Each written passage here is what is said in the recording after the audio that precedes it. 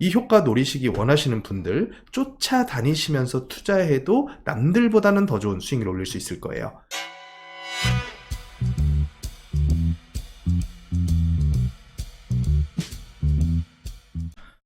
안녕하세요. 부동산 해결사 솔로몬입니다.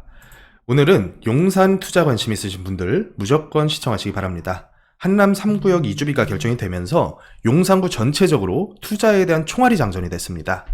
그 내용을 한번 보자면요. 일단 우리은행이 그 대출을 따냈고요. 금리 수준이 굉장히 저렴합니다. 3.8% 수준으로 나오고 있는데 이건 현재 주담대 금리보다도 상당히 낮은 수치죠. 한남 3구역 조합원들의 평가 금액 대비해서 LTV 50%를 적용을 받게 됐을 때는 그 금액이 무려 2조 7천억 원에 달합니다. 이 2조 7천억 원이라는 금액이 어마어마한지 잘 모르시는 분들 제가 한번 자료를 준비했는데요. 밑에 있는 차트가 용산구 전체에서 1년 동안 무려 1년 동안 거래된 아파트 총 거래액입니다. 과거 거래가 굉장히 활발했었던 17년, 18년, 19년, 20년, 거기다 21년까지 이 모든 기간 동안에 2조 7천억 원을 넘어서서 거래돼 본 해가 없습니다. 그렇다 보니까 이 금액 자체가 용산구 전체의 아파트 1년간 거래 총액보다도 더 큰 금액이다. 그러면 이제 얼마나 큰 금액인지 감이 좀 오시겠죠. 그렇다면 이 금액 가지고 조합원들이 뭘 하길래 총알이 장전됐다는 얘기가 나오느냐. 이 부분을 얘기를 하자면 우리가 대체주택이라고 하는 개념에 대해서 알아야 됩니다. 일단 이주비를 받게 되시면 전세 세입자를 끼고 계시는 분들은 그 보증금 상환에 1차적으로 사용을 하시겠고요. 나머지 거주하셨던 분들은 본인께서 다른 집으로 전월세 형태로 이사를 가시거나 혹은 내가 새로운 주택을 매입해서 공사기간 동안에 거주하는 주택을 마련을 해야 됩니다. 그렇다 보니까 이거는 당위성이 있죠. 무슨 당위성이냐? 양도세에 대해서 비과세를 해줘야 된다라는 당위성이 있는 겁니다. 내가 단순히 거주 목적으로 집을 사는 거기 때문에 이건 투기와는 거리가 멀다. 기존에 있는 주택이 멸실이 되다 보니까 어쩔 수 없이 새로운 주택을 매입하는 거기 때문에 이 양쪽 주택에 대한 비과세를 모두 받을 수 있다는 특례가 있는 겁니다. 다만 조건이 좀 있죠. 일단 기본적으로 재건축 재개발로 멸실되는 주택이 사업 인가일 이후에 새로운 대체주택을 취득을 해야 되고요. 그리고 취득 후에는 1년 이상 거주를 해야 됩니다. 그리고 나서 새로운 주택이 입주가 들어가게 되면 3년 이내에 세대원 전원이 새로운 입주주택으로 전입을 해야 되고요.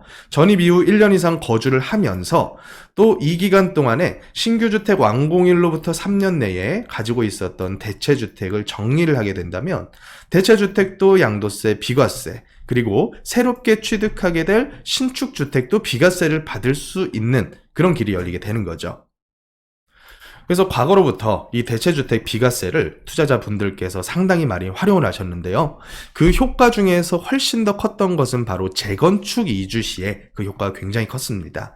왜냐, 재개발 같은 경우에는 기본적으로 조합원들의 덩어리 자체가 그렇게 크지가 않죠.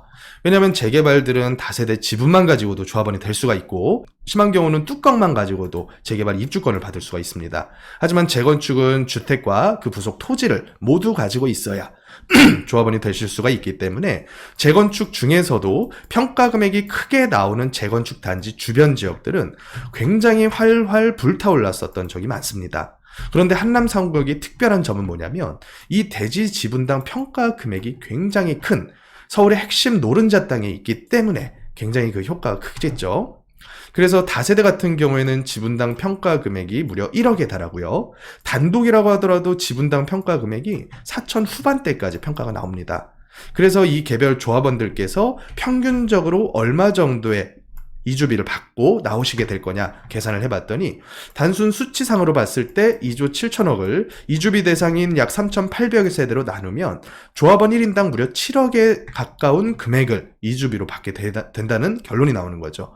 그것도 3.8%라는 아주 저렴한 이자를 가지고요.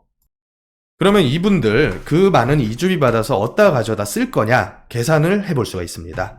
기본적으로 사람의 거주 이동의 평균이라는 것이 이 반경 2km 내지 4km 이 안에 들어갈 수밖에 없죠.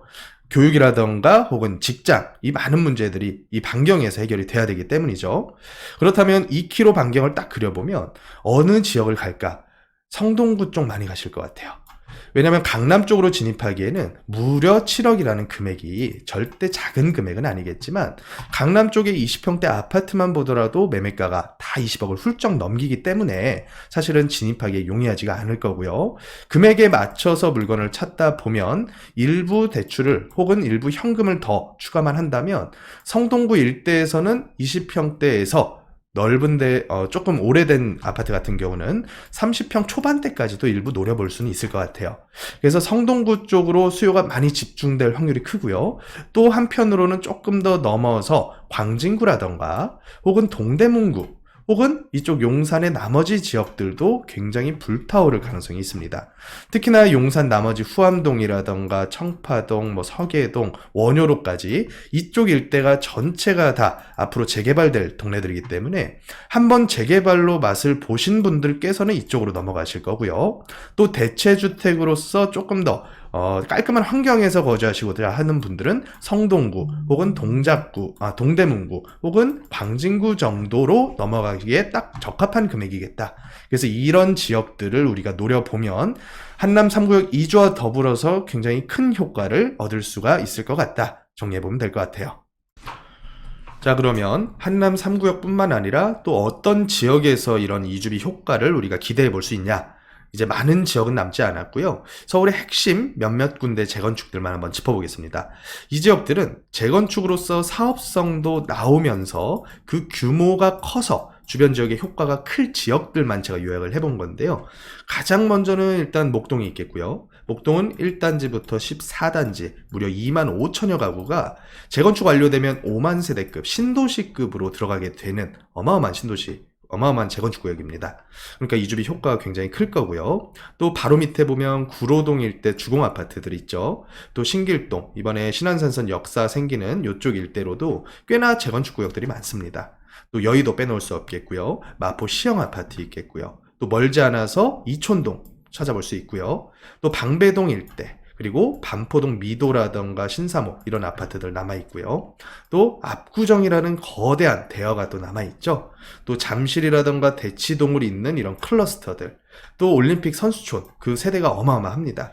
그 옆에 보면 거여동, 오금동, 마천동 이쪽 일대도 또 찾아볼 수 있겠고요. 또 강동구 명일동 일대, 또 멀리 월계동 일대, 이런 지역까지가 사실 서울의 거의 핵심적인 재건축 구역들인데 시차는 많이 날 겁니다. 각각의 구역 혹은 단지별로 이주비를 받게 되는 시차가 꽤나 많이 날 거기 때문에 이 효과 노리시기 원하시는 분들 쫓아다니시면서 투자해도 남들보다는 더 좋은 수익을 올릴 수 있을 거예요. 또한 이 지역들에서 나오는 이주비의 그 덩어리 규모가 차이가 많이 날 겁니다. 예를 들어서 압구정에서 이주비 받는 거랑 월계동에서 받는 거랑 그 덩어리 차이는 클 수밖에 없겠죠. 그래서 그 덩어리 별로에서 어떤 상품에 투자해야 되냐도 또 갈릴 겁니다. 예를 들어서 대치동에서 이주비 받으신 분들 멀리 안 가고 대치동에 있는 재건축 아파트라던가 혹은 이런 동에 있는 재개발, 모아타운 이런 쪽으로도 투자를 계획하실 분들도 많으실 거거든요. 그렇다 보니까 이 이주비의 효과 어떤 방향으로 쫓아다니면서 최고의 수익을 올릴 수 있을지 꼭 상담하시고 나서 투자해 주시면 남들보다는 훨씬 더 훌륭한 투자 하실 수 있을 거라 장담을 합니다. 지금까지 부동산 해결사 솔로몬이었습니다.